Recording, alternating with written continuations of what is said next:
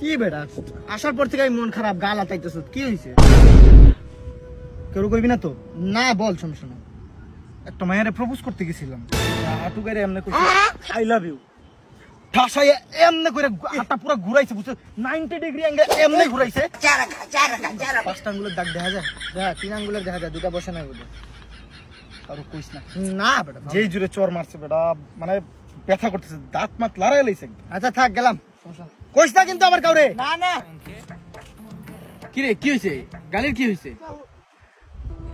গালেতে বেটা একটা মায়েরে গেছিলাম প্রপোজ করতে, এমনি হাঁটু গেড়ে কইছি আই লাভ ইউ, পুরা 90 ডিগ্রি অ্যাঙ্গেলে এমনি করে একটা চর দিছে বেটা, পুরা দেখ দেখা যায় দাগ, 5টা দাগ, 5টা 6টা দেখা যায়।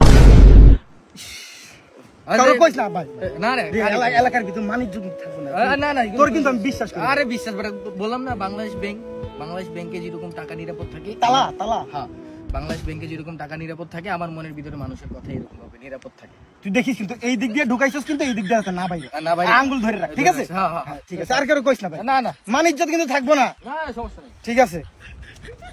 সুপ্রিয় এলাকাবাসী, আপনাদের সবাইকে অবগত করতেছি, আপনাদের এলাকার এক কুলাঙ্গার সন্তান একটা মেয়েকে প্রপোজ করতে গিয়ে সেই মেয়েটা 90 ডিগ্রি ঘুরে ওকে চর মেরেছে।